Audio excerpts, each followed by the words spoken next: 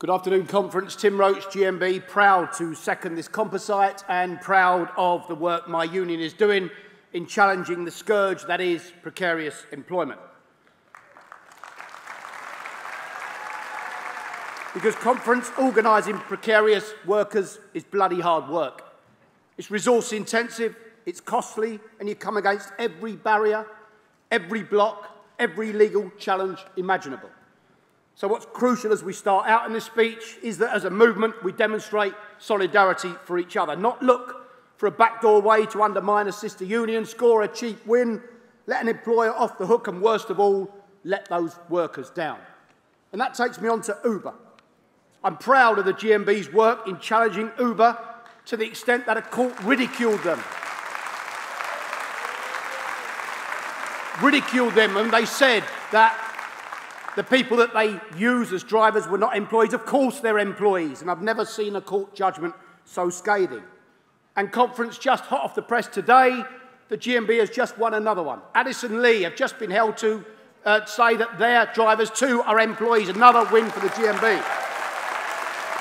And why does this matter? Why is it important? Because by not paying their taxes, by not playing fair, we've created an uneven playing field. An uneven playing field in this instance in the private hire and taxi industry. And if anyone doubts that's real, come out to the demonstration the GMB held earlier and talk to the private hire drivers in Brighton, who was flooded with drivers with their London Uber licence, now practising in Brighton to drive down rates of ethical company drivers. And speak to Abdul in Coventry, where again Uber aren't allowed to practice, but drivers from Wolverhampton go into Coventry driving down rates so that Abdul says his rates are now half what they were 2 years ago. It's a scandal. And I want to pay tribute to Sadiq Khan and Transport for London for taking this bold and brave decision. But Conference, I've just seen this morning that the new CEO of Uber has issued an apology and admitted that they got it wrong. Well, isn't it interesting how quickly apologies and wrongdoing comes up when the bottom line is under threat? But that doesn't just happen automatically. It happens because we fight. It happens because we care. And it happens because we take these people on. So, OK, Uber, that's a start. You admitted you got it wrong. But it's actions now, not words. Actions to pay your taxes. Actions to treat your employees with the dignity and respect that they deserve. And actions to ensure regulation and, more importantly, the safety of the public who climb into your cars. And let's start with being honest and transparent about your figures. You've declared 116 million income, and yet you claim to have 40,000 workers. Well, they're not workers, are they? You've denied that one. But if you equate the figures, they either employ 40,000 at 2 hours a week or 2,800 at 40 hours a week. Which way do you want it? And no, Andrew Marr, I have never used an Uber cab, like you asked Jeremy Corbyn.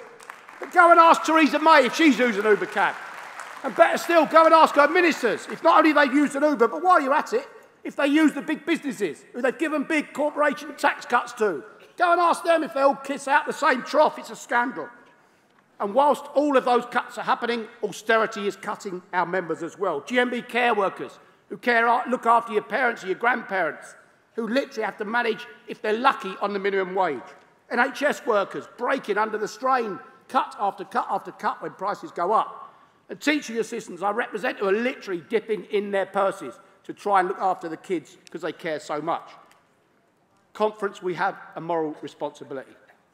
These things are not cheap for nothing. They're cheap at the expense of workers. So it's not good enough for you to get into an Uber cab and then deny or pretend it was a proper licensed one. It's not good enough to use Ryanair when Michael Leary abuses his workers by making them pay a fee to interview for a job and pay them nothing for 6 months while they train. It's not good enough to use Amazon because it's cheap, because behind the glossy website there are people being abused. And it's not good enough to go in Starbucks and when you come sneaking out, wrap your hand around the cup in case anyone sees you. I don't want you to just vote in support of this motion. I want you to do something about it for these workers. And I'll tell you this, for these unscrupulous employers, you keep abusing your workers and GMB are coming after you. Please support. Thank you.